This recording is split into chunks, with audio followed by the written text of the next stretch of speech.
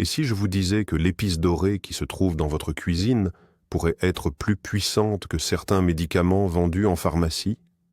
Vous avez certainement entendu parler des bienfaits du curcuma.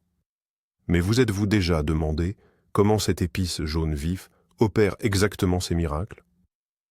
La plupart des gens pensent qu'il suffit d'en saupoudrer un peu sur leur plat. C'est pourtant l'une des plus grandes erreurs à éviter. Aujourd'hui, nous n'allons pas nous contenter de répéter des faits banals. Nous allons plonger ensemble dans le microcosme fascinant de notre corps pour percer le mystère scientifique du curcuma. Vous découvrirez comment il agit réellement contre l'inflammation, pourquoi 99% de sa puissance est perdue avant d'atteindre sa cible, et surtout, comment y remédier. Préparez-vous. Après cette vidéo, vous ne verrez plus jamais votre pot de curcuma de la même façon. Au fait, utilisez-vous déjà le curcuma? Dites-nous dans les commentaires sous quelle forme. Avant de nous plonger dans le vif du sujet en laboratoire, faisons un petit voyage dans le temps. Le curcuma n'est pas un super aliment tendance inventé hier par les spécialistes du marketing. Cette épice est l'étalon or des médecines ayurvédiques et traditionnelles chinoises depuis des millénaires. Les guérisseurs d'antan l'utilisaient pour tout soigner, des troubles digestifs à la cicatrisation des plaies, en passant par le soulagement des douleurs articulaires. Ils en comprenaient intuitivement la puissance. Mais quel était le secret de cette force? Au cœur de notre enquête ne se trouve pas le curcuma lui-même, mais son véritable héros, son agent secret, une substance nommée la curcumine. C'est ce polyphénol qui donne au curcuma sa couleur éclatante et, plus important encore, la majeure partie de ses incroyables vertus thérapeutiques. Retenez bien ce nom, curcumine. Car c'est elle qui sera en première ligne dans notre récit d'aujourd'hui, celui de la bataille contre l'inflammation. Notre ennemi numéro 1, c'est l'inflammation. Mais au fond, qu'est-ce que c'est exactement? Beaucoup de gens s'imaginent quelque chose de néfaste, mais ce n'est pas tout à fait vrai. Imaginez que vous vous coupez le doigt. Le corps sonne immédiatement l'alarme. Il envoie sur place son service d'urgence, les cellules immunitaires. Il en résulte des rougeurs, un gonflement, de la chaleur et de la douleur. C'est ce que l'on appelle l'inflammation aiguë. C'est une réaction saine, une bonne chose. Elle nous protège, combat l'infection et lance le processus de guérison. Le problème survient lorsque cette alarme incendie ne s'éteint jamais, lorsque le corps reste constamment en état d'alerte maximum, même sans menace réelle. On parle alors d'inflammation chronique. Elle est silencieuse, sournoise, mais incroyablement destructrice. Elle couve en nous pendant des années, comme des braises sous la cendre, endommageant nos cellules, nos tissus et nos organes. La science moderne considère cette inflammation chronique comme la racine de nombreuses maladies graves, de l'arthrite aux maladies cardiaques, en passant par le diabète et même certains cancers. Et c'est là que notre héros entre en scène. Pour saisir comment la curcumine s'attaque à cet ennemi silencieux, nous devons d'abord identifier le coupable principal au niveau cellulaire.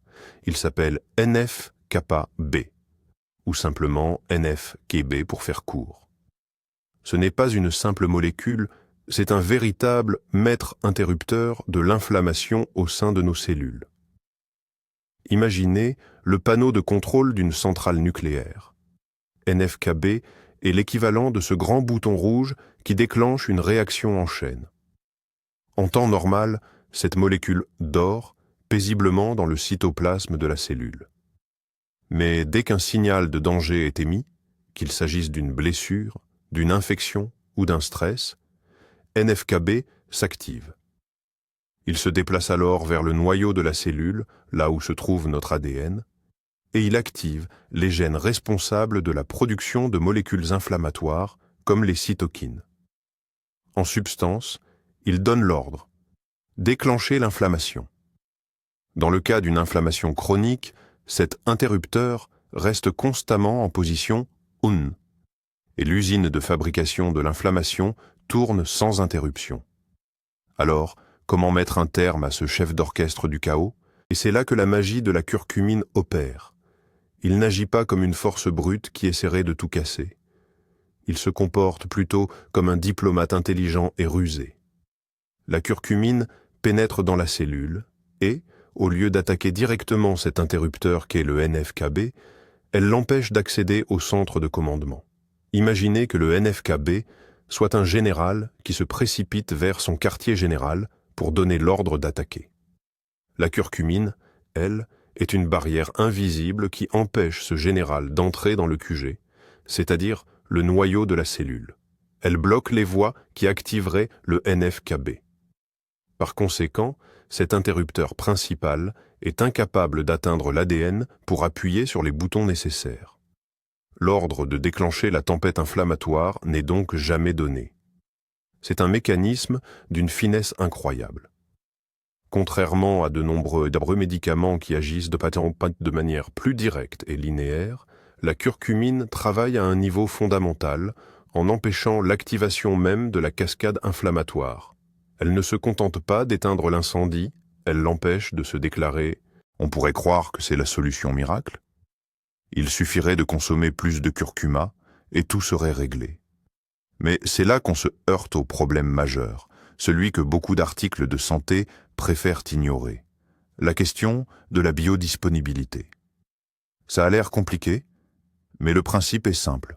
Notre corps a énormément de mal à absorber la curcumine. Lorsque vous ingérez une cuillère de curcuma, la majeure partie du composé actif traverse votre système digestif en simple transit, sans quasiment être absorbé par le sang. Notre foie et la paroi de notre intestin le métabolisent et l'éliminent de l'organisme avec une efficacité redoutable. Imaginez que vous envoyez une armée de 100 000 soldats, mais que seulement quelques centaines parviennent jusqu'au champ de bataille. Les autres se perdent en chemin. C'est pourquoi le simple fait d'ajouter du curcuma à vos plats, bien que globalement bénéfique, ne permet pas d'obtenir cet effet thérapeutique puissant évoqué dans les études scientifiques. Vous pouvez consommer une quantité astronomique de cette épice, le taux de curcumine dans votre sang restera dérisoire. C'est le plus grand mythe qu'il faut absolument déconstruire. Consommer simplement du curcuma ne suffit pas à libérer son véritable potentiel. Heureusement, notre héros a un allié fidèle pour résoudre ce problème. Et cet allié, vous l'avez très probablement aussi dans votre cuisine. Il s'agit du poivre noir, tout simplement. Plus précisément, de sa substance active, la pipérine. La pipérine est la véritable clé qui ouvre les portes de notre organisme à la curcumine. Quel est son rôle ? Elle inhibe, c'est-à-dire qu'elle ralentit l'action des enzymes hépatiques qui tentent si assidûment de décomposer et d'éliminer la curcumine. C'est un peu comme si la pipérine distrayait temporairement les gardiens pour permettre à la curcumine de se glisser à l'intérieur. Les recherches ont montré des résultats absolument stupéfiants. L'ajout d'une simple pincée de poivre noir peut augmenter la biodisponibilité de la curcumine jusqu'à 2000%. Oui, vous avez bien entendu, 20 fois plus. Cela transforme une armée de quelques centaines de soldats arrivés à destination en une véritable troupe de plusieurs milliers. C'est pourquoi, dans de nombreuses recettes traditionnelles, notamment dans la cuisine indienne, le curcuma est presque toujours utilisé en combinaison avec le poivre noir. Les anciens sages ne connaissaient peut-être pas la biochimie, mais ils savaient exactement ce qu'ils faisaient. Cependant, la curcumine est un combattant polyvalent. Elle ne mise pas sur une seule stratégie d'attaque. En plus de bloquer le principal interrupteur de l'inflammation, elle agit également sur d'autres voies inflammatoires. Elle cible par exemple des enzymes spécifiques appelées COX2, cyclooxygénase 2. Si ce terme vous semble familier, c'est que vous êtes sur la bonne piste. De nombreux anti-inflammatoires non stéroïdiens, très populaires, tels que l'ibuprofène ou l'aspirine, fonctionnent précisément en bloquant ces enzymes. Les COX2 sont en effet responsables de la production des prostaglandines, des substances qui déclenchent la douleur et l'œdème.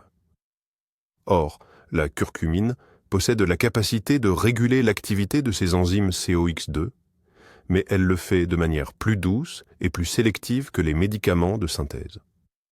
Cela signifie qu'elle peut aider à diminuer la douleur et l'inflammation avec un risque potentiellement réduit d'effets secondaires digestifs, qui sont fréquemment associés à la prise prolongée des antalgiques que l'on trouve en pharmacie. La curcumine agit donc comme un équivalent naturel de ces médicaments, offrant ainsi une approche globale et polyvalente pour soulager le malaise. L'inflammation et le stress oxydatif sont deux compagnons inséparables. Ils s'alimentent et s'amplifient mutuellement dans un cercle vicieux qui endommage nos cellules. On peut comparer le stress oxydatif à la rouille qui attaque notre organisme. Il est provoqué par des molécules instables que l'on nomme les radicaux libres. Ce sont comme de petits voleurs qui circulent dans le corps et arrachent des électrons aux cellules saines, endommageant l'ADN, les protéines et les membranes cellulaires. Et c'est là que la curcumine révèle une autre de ses super-pouvoirs. Elle est un antioxydant extrêmement puissant. Premièrement, grâce à sa structure chimique, elle peut neutraliser directement ces revoleurs, en leur cédant un de ses électrons, les transformant ainsi en molécules inoffensives. Elle absorbe en quelque sorte le choc, protégeant nos cellules. C'est déjà incroyablement précieux en soi. Mais la curcumine ne s'arrête pas là. Son action est encore plus intelligente. Plutôt que de simplement se contenter de neutraliser les radicaux libres isolément, la curcumine se comporte comme un stratège avisé. Elle entraîne et mobilise l'armée de défense interne de l'organisme. Notre corps dispose en effet de son propre système de défense antioxydant intégré, une véritable équipe d'enzymes essentielles comme la superoxyde dismutase ou la glutathion peroxydase.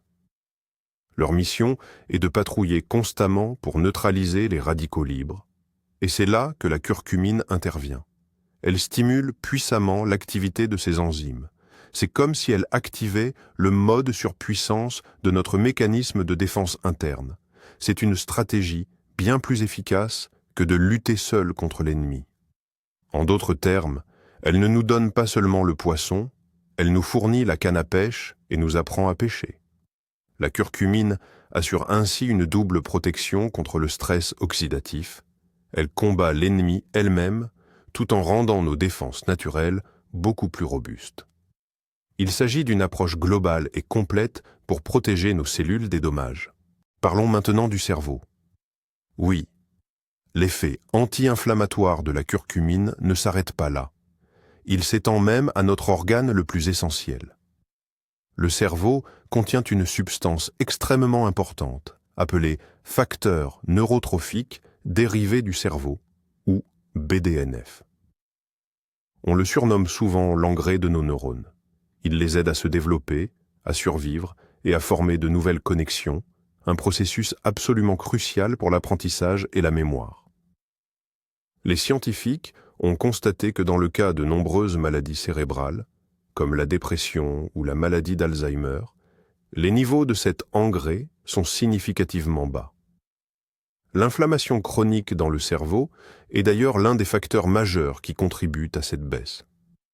Et que fait la curcumine dans tout ça?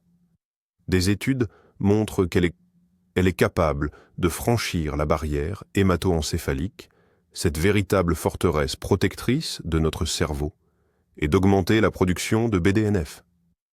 Cela pourrait expliquer pourquoi certaines recherches établissent un lien entre la consommation régulière de curcuma, l'amélioration des fonctions cognitives et la réduction du risque de maladies neurodégénératives liées à l'âge. La curcumine ne fait pas qu'éteindre l'incendie de l'inflammation. Elle aide également à reconstruire et à renforcer nos réseaux neuronaux. L'un des domaines d'application du curcumine les plus documentés, c'est bien sûr la santé articulaire. Des millions de personnes à travers le monde souffrent d'arthrite, une maladie qui est, par essence, inflammatoire. Qu'il s'agisse de l'arthrose, liée à l'usure du cartilage ou de la polyarthrite rhumatoïde, une maladie auto-immune, l'inflammation reste toujours au cœur du problème. C'est elle qui provoque la douleur, la raideur et la dégradation des articulations. Et c'est justement là que les études cliniques révèlent des résultats très prometteurs. De nombreux travaux ont démontré que la prise d'extrait de curcumine peut réduire significativement la douleur et améliorer la mobilité chez les patients souffrant d'arthrose du genou. Dans certaines études, son efficacité a été jugée comparable à celle de l'ibuprofène. Cependant, le curcumine entraînait nettement moins d'effets secondaires gastro-intestinaux. Cela en fait une alternative naturelle très séduisante pour la gestion à long terme des symptômes de l'arthrite, permettant aux personnes concernées de mener une vie plus active avec moins d'inconfort. Les maladies cardiovasculaires restent la première cause de mortalité dans le monde. Et, comme vous vous en doutez, l'inflammation chronique joue un rôle absolument essentiel dans leur développement. Mais la curcumine, elle, contribue à protéger notre cœur sur plusieurs fronts. Premièrement, elle améliore la fonction endothéliale. L'endothélium, c'est la fine couche qui tapisse nos vaisseaux sanguins. Sa bonne santé est cruciale pour réguler la pression artérielle, prévenir la formation de caillots et maintenir l'élasticité de nos vaisseaux. Des études ont même montré que l'efficacité de la curcumine pour améliorer cette fonction endothéliale pourrait être comparable à celle de l'exercice physique régulier. Deuxièmement, comme nous le savons, c'est un puissant antioxydant. Il combat l'inflammation, ce qui, en soi, protège nos vaisseaux des dommages. De plus, certaines données suggèrent que la curcumine peut aider à réduire le taux de mauvais cholestérol, le LDL, et surtout à prévenir son oxydation, une étape clé dans la formation des plaques d'athérome. C'est donc une protection complète et globale pour l'ensemble de notre système cardiovasculaire. Nous allons aborder un sujet extrêmement délicat, et je tiens à rester très prudent. Il s'agit du cancer. Soyons clairs d'emblée. Le curcuma n'est pas un remède contre le cancer. Mais la science étudie activement son potentiel dans ce domaine, et les résultats sont très intrigants. Nous savons qu'une inflammation chronique crée un environnement propice à la croissance et au développement des cellules cancéreuses. Or, la curcumine, en tant que puissant agent anti-inflammatoire, pourrait potentiellement aider à perturber ce processus. Des études en laboratoire et sur animaux ont montré que la curcumine peut agir sur les cellules cancéreuses au niveau moléculaire. Elle pourrait ralentir leur croissance, prévenir leur propagation et même induire leur mort programmée appelée apoptose. Des recherches sont actuellement menées sur son rôle dans la prévention de certains types de cancers, ainsi que sur son potentiel en tant qu'adjuvant au traitement traditionnel, notamment pour améliorer l'efficacité de la chimiothérapie et en atténuer les effets secondaires. C'est une piste très prometteuse, mais il est crucial de garder à l'esprit que nous sommes toujours dans un domaine d'investigation scientifique intense. Commençons par clarifier un point crucial. Le curcuma et la curcumine sont deux choses différentes. Lorsque nous parlons de l'épice curcuma, celle que vous achetez en supermarché, nous faisons référence à la poudre issue de la racine séchée de la plante. Or, la teneur en curcuminoïdes, ce sont ces fameux composés actifs, est relativement faible dans cette poudre. Elle se situe généralement entre 2 et 5%. Cela signifie qu'une simple cuillère à café de curcuma ne contient qu'une infime quantité de curcumine pure. C'est pourquoi, pour obtenir l'effet thérapeutique marqué que nous recherchons, on n'utilise pas simplement l'épice, mais plutôt des extraits standardisés ou des compléments alimentaires. Dans ces compléments, la concentration en curcumine est artificiellement élevée, atteignant jusqu'à 95%. Ceci permet d'obtenir une dose concentrée de principes actifs dans une seule petite gélule. Ainsi, lorsque vous lisez des résultats de recherche impressionnants, gardez à l'esprit qu'ils ont généralement utilisé ces extraits hautement concentrés, et non pas l'épice culinaire courante. Si vous envisagez d'utiliser des compléments à base de curcumine, comment faire le tri parmi les centaines de produits disponibles? Voici les points essentiels à vérifier. Premièrement, assurez-vous que l'étiquette mentionne « standardisé à 95% de curcuminoïdes ». Cette standardisation est la garantie d'une haute concentration en substances actives. Deuxièmement, la biodisponibilité est cruciale, comme nous l'avons mentionné. Il est donc recommandé de choisir des formules contenant déjà de la pipérine, l'extrait de poivre noir, souvent sous le nom commercial biopérine. C'est la solution la plus simple et la plus éprouvée pour optimiser l'assimilation. Troisièmement, d'autres technologies de pointe existent pour améliorer la biodisponibilité. On trouve par exemple la curcumine complexée avec des phospholipides, que l'on appelle la forme phytosomale, ou encore l'utilisation de la technique de mycélisation. Ces compléments, bien que potentiellement plus coûteux, offrent souvent une efficacité nettement supérieure. Lisez toujours attentivement la liste des ingrédients et privilégiez un fabricant de confiance qui est totalement transparent sur ses méthodes de fabrication et ses technologies. Mais il existe un autre secret crucial pour l'assimilation de la curcumine. Un secret qui puise ses racines dans les traditions ancestrales. La curcumine est une substance liposoluble. Pour le dire simplement, elle se dissout très mal dans l'eau, mais parfaitement dans les corps gras. En consommant la curcumine avec des graisses, elle est absorbée plus facilement par le système lymphatique, directement via l'intestin. Cela lui permet de contourner le foie, où elle pourrait être rapidement dégradée. C'est une manière naturelle et efficace d'augmenter sa biodisponibilité. C'est précisément sur ce principe qu'est basée la célèbre recette du lait d'or, Golden Milk. Dans cette boisson, le curcuma est mélangé à du lait, souvent végétal, comme le lait de coco ou d'amande, qui apporte des lipides, et l'on y ajoute parfois une touche d'huile, souvent de coco. Il ne s'agit pas seulement d'une boisson délicieuse et réconfortante, c'est une méthode biochimiquement intelligente pour acheminer la curcumine dans l'organisme. Donc, lorsque vous intégrez du curcuma à vos plats, veillez à ce que ceux-ci contiennent des graisses saines. Pensez à l'huile d'olive, à l'avocat ou aux noix.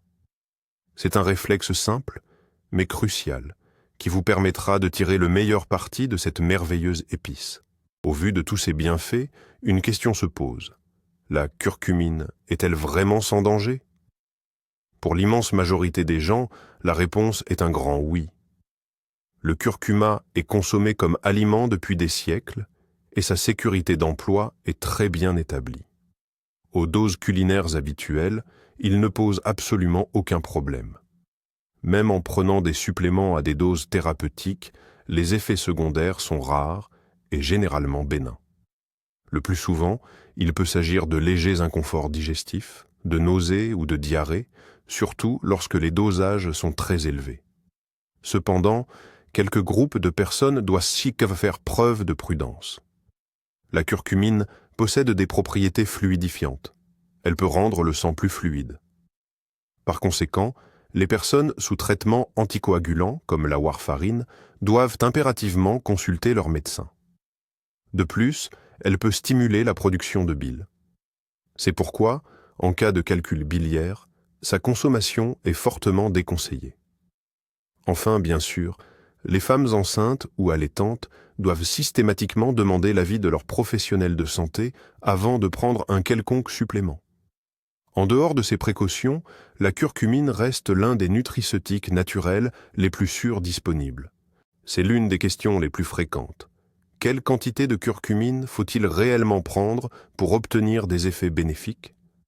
Malheureusement, il n'existe pas de réponse unique, car la dose optimale dépend de plusieurs facteurs, notamment votre état de santé général, votre poids et vos spécificités individuelles. Cependant, nous pouvons nous orienter en fonction des dosages qui ont été employés lors des études scientifiques. Dans la majorité des essais cliniques portant sur les effets anti-inflammatoires de la curcumine, les chercheurs ont utilisé des doses allant de 500 à 2000 mg d'extrait standardisé par jour, souvent répartis en 2 ou 3 prises. Il est crucial de bien comprendre que nous parlons ici d'extrait de curcumine et non de simple poudre de curcuma. Pour atteindre cette concentration de curcumine uniquement à partir de l'épice, il faudrait en consommer des quantités astronomiques de l'ordre de plusieurs cuillères à soupe, ce qui est irréaliste. Je vous recommande très fortement de ne pas vous automédiquer. Avant de commencer toute supplémentation, et en particulier si vous envisagez de prendre des doses élevées, il est impératif d'en discuter avec votre médecin traitant. Lui seul pourra vous aider à déterminer un dosage adéquat et sans danger pour votre profil. Pour bien ancrer ces notions, revenons une dernière fois sur ce mythe central. Le mythe, le voici. J'ajoute du curcuma dans mes currys et mes soupes, donc je bénéficie de tous ses pouvoirs anti-inflammatoires. Vous savez désormais pourquoi ce n'est pas tout à fait vrai. Certes, c'est une excellente habitude santé. Consommer du curcuma, même en petite quantité, est toujours bénéfique. Il apporte couleur, saveur à vos plats et contient de nombreux composés intéressants au-delà de la curcumine elle-même. Mais si votre objectif est d'obtenir un effet anti-inflammatoire puissant et thérapeutique, comparable à ce qui est démontré dans les études, alors, hélas, une simple pincée sur vos aliments ne suffira pas. La raison ? C'est la triple barrière. La faible concentration de curcumine dans l'épice brute, sa très mauvaise absorption dans l'intestin et sa dégradation rapide par le foie. Sans facilitateur, comme la pipérine ou les graisses, et sans la dose concentrée fournie par des extraits spécifiques, l'essentiel du pouvoir curatif de cette épice sera malheureusement perdu. C'est comme essayer de remplir une baignoire à l'aide d'une simple pipette. Il est crucial de comprendre que le curcuma, ou tout autre complément d'ailleurs, n'est pas une pilule magique.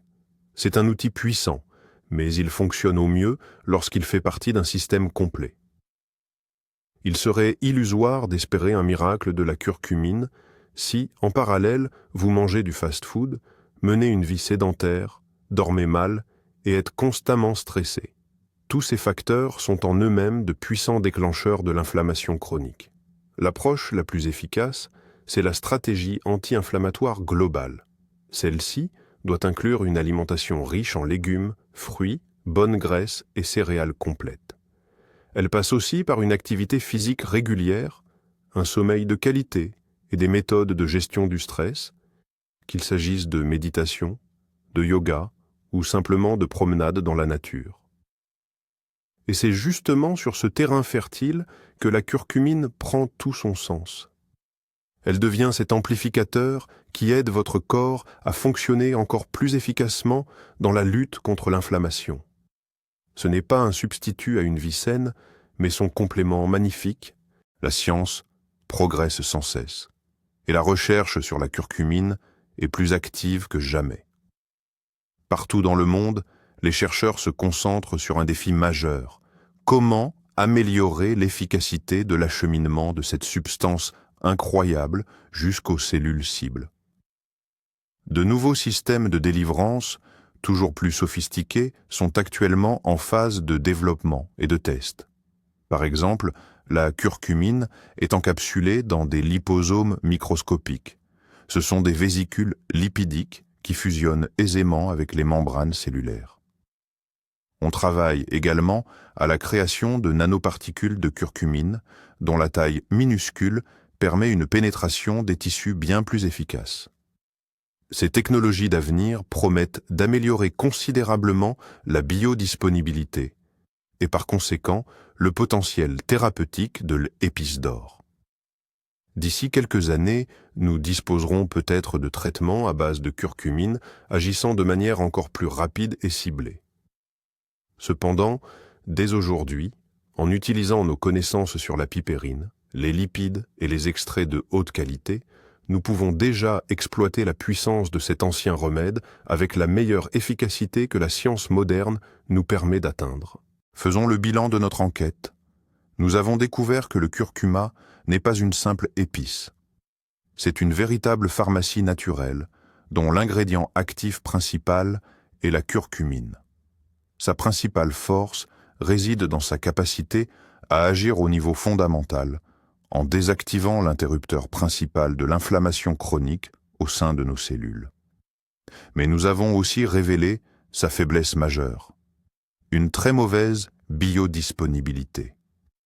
Et plus important encore, nous avons percé les secrets pour transformer cette faiblesse en atout. Utiliser la pipérine, sa fidèle alliée issue du poivre noir, sans oublier l'importance des bons lipides. Il s'avère que le secret du curcuma n'est pas de simplement le consommer, mais de savoir comment débloquer son incroyable potentiel. C'est là le véritable tournant, ce qui sépare la simple consommation d'une épice de son utilisation thérapeutique, consciente et éclairée. Merci beaucoup d'avoir regardé cette vidéo jusqu'au bout. Si vous avez appris quelque chose de nouveau et d'utile, n'hésitez pas à laisser un j'aime et à vous abonner à notre chaîne pour ne pas manquer nos futures analyses scientifiques. Et maintenant, une question pour vous. Après avoir vu ces informations, votre approche du curcuma va-t-elle changer? Et quel fait vous a le plus surpris? Partagez votre opinion dans les commentaires. Tss. 打消机